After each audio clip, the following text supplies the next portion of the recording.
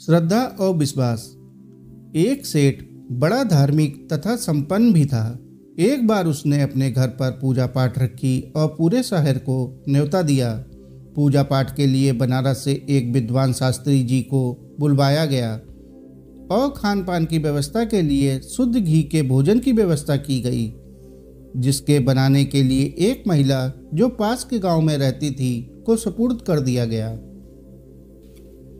शास्त्री जी कथा आरंभ करते हैं, गायत्री मंत्र का जाप करते हैं और उसकी महिमा बताते हैं। उसके हवन पाठ इत्यादि होता है। लोग बाग आने लगे और अंत में सब भोजन का आनंद लेते और घर वापस हो जाते। ये सिलसिला रोज चलता है। भोजन प्रसाद बनाने वाली महिला बड़ी कुशल थी। वो अपना काम करके बीच बीच में कथा आदि सुन लिया करती थी। रोज की तरह एक दिन शास्त्री जी ने गायत्री मंत्र का जाप किया और उसकी महिमा का बखान करते हुए बोले कि इस महामंत्र को पूरे मन से एकाग्रचित होकर किया जाए तो इस भव सागर से पार पाया जा सकता है। इंसान जन्म मरण के झंझटों से मुक्त हो सकता है।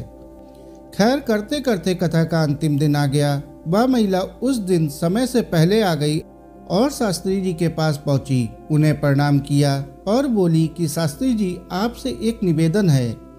शास्त्री जी उसे पहचानते थे। उन्होंने उसे चौके में खाना बनाते हुए देखा था। वो बोले, कहो क्या कहना चाहती हो। वो थोड़ा सकुचाते हुए बोली, शास्त्री जी, मैं एक गरीब महिला हूँ और पड़ोस के गांव में रहती हूँ। मेरी इच्छा है कि आज का भोजन आप मेरी झोपड़ी में करें। सेठ जी वहीं थे। वो थोड़ा क्रोधित हुए, लेकिन शास्त्री जी ने बीच में उन्हें रोकते हुए उसका निमंत्रण स्वीकार कर लिया और बोले, आप तो अन्नपूर्णा हैं। आपने इतने दिनों तक स्वादिष्ट भोजन करवाया। मैं आपके साथ कथा के बाद चलूंगा। वो महिला प्रसन्न हो गई और काम में व्यस्त हो गई। कथा खत्म हुई और वो शास्त्री जी के समक्ष पहुंच गई। वादे के अनुसार वो चल पड़े। गांव की सीमा पर पहुंच गए। देखा तो सामने नदी है। शास्त्री जी ठिठक कर रुक गए। बारिश का मौसम होने के कारण नदी उफान पर थी। कहीं कोई नाव भी नहीं दिख रही थी। शास्त्री जी को रुकता देख महिला ने अपने वस्त्रों को ठीक से अपने शरीर पर लपेट लिया।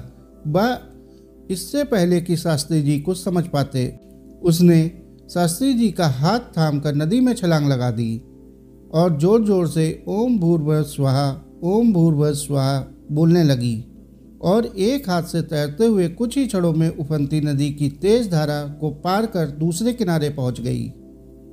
शास्त्री जी पूरे भीग गए और क्रोध में बोले, मूर्ख औरत, ये क्या पागलपन था। अगर डूब जाते तो। महिला बड़े आत्मविश्वास से बोली, शास्त्री जी, डूब कैसे जाते। आपका बताया मंत्र जो था साथ। मैं तो पिछले 10 दिनों से इसी तरह नदी पार करके आती जाती हूँ। शास्त्री जी बोले, क्या मतलब। महिला बोली कि आपने ही तो कहा था कि इस मंत्र से भव सागर पार किया जा सकता है, लेकिन इतने कठिन शब्द मुझसे याद नहीं हुए। बस मुझे ओम भूर्भुवः स्वाहा याद रह गया, तो मैंने सोचा भव सागर तो निश्चय ही बहुत विशाल होगा जिसे इस मंत्र से पार किया जा सकता है। तो क्या आधा मंत्र से ये छोटी नदी पार नहीं होगी। और मैंने पूरी एकाग्रता से इसका जाप करते हुए नदी सही सलामत पार कर ली। बस फिर क्या था।